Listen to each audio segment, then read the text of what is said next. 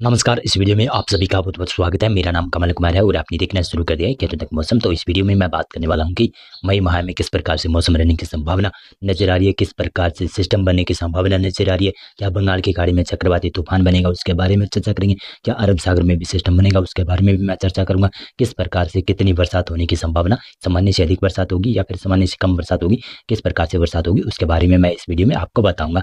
तो ये है प्री मानसून का आखिरी महीना और इसके बाद में जून माह में तो मानसून सीजन शुरू हो जाएगा। चलिए जान लेते हैं आखिरी महीने में किस प्रकार से मौसम रहने की संभावना नजर आ रही है।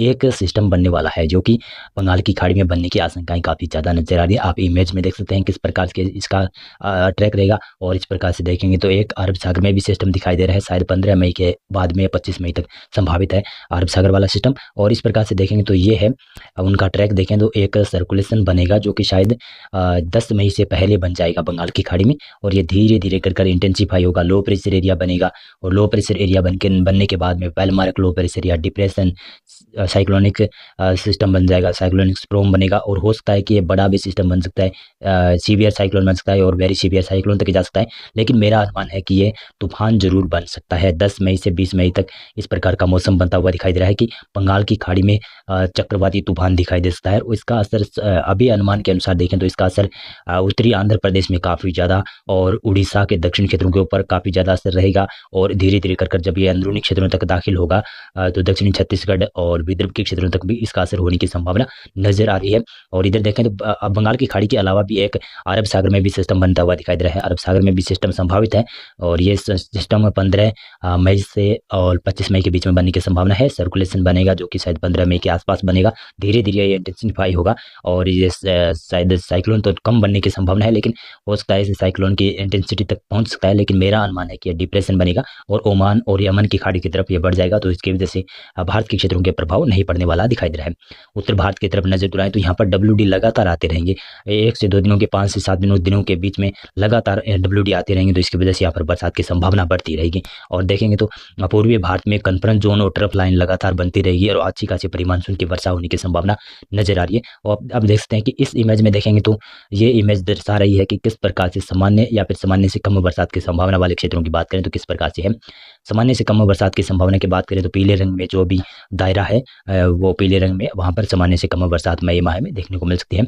और सामान्य से अधिक बरसात या सामान्य बरसात हरे रंग में है और सामान्य से अधिक बरसात लगभग कहूँ तो नीले और कुछ नीले ही रंग में दिखाई दे रही है, सामान्य से अधिक बरसात होने की संभावना है। और उत्तर भारत की तरफ नजर बुलाएं तो पहाड़ी राज्यों में तो जिसमें गिलगित लद्दाख, जम्मू कश्मीर, हिमाचल प्रदेश और उत्तराखंड की क्षेत्र है, यहाँ पर मई माह में सामान्य से अधिक बरसात ही दर्ज की जाएगी और दक्षिणी भागों में कह सकता हूँ कि सामान्य बरसात हो सकती है। पंजाब और हरियाणा के ऊपर सामान्य बरसात की संभावना, लेकिन पंजाब का दक्षिणी क्षेत्र और हरियाणा का भी दक्षिणी पश्चिमी क्षेत्र, राजस्थान के देखेंगे तो उत्तर पूर्वी क्षेत्र है, यहाँ पर सामान्य से अधिक बरसात होने की संभावना मई माह में नजर आ रही है।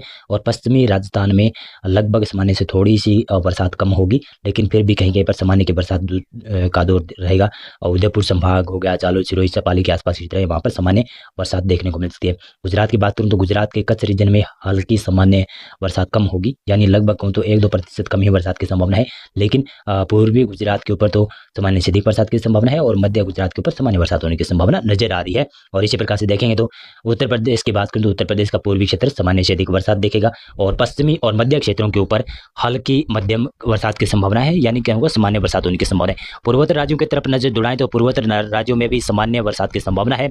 पूर्वी भारत में बिहार, झारखंड, पश्चिमी बंगाल, उड़ीसा के क्षेत्र है, यहाँ पर बरसात की अच्छी खासी संभावना है, सामान्य से अधिक बरसात की संभावना है। अंडमान और निकोबार द्वीप में बंगाल की खाड़ी में काफी ज्यादा सामान्य बरसात होने की संभावना है और हो सकता है कि सामान्य से अधिक बरसात भी हो। उत्तरी तेलंगाना, विदर्भ का क्षेत्र है, मराठवाड़ा के क्षेत्र है, यहाँ पर थोड़ी सी बरसात में कमी रहेगी, 1 से 2% कमी रहेगी, लेकिन हो सकता है कि सामान्य बरसात भी हो सकती है यहाँ पर, ये मेरा अभी अनुमान है। लेकिन ये वेदर मॉडल बता रहा है कि इस प्रकार से देखेंगे तो ये यहाँ पर देखेंगे तो तेलंगाना का उत्तरी क्षेत्र है, विदर्भ, मराठवाड़ा के दक्षिण क्षेत्र है, वहाँ पर सामान्य से कम बरसात होने की संभावना बन सकती है।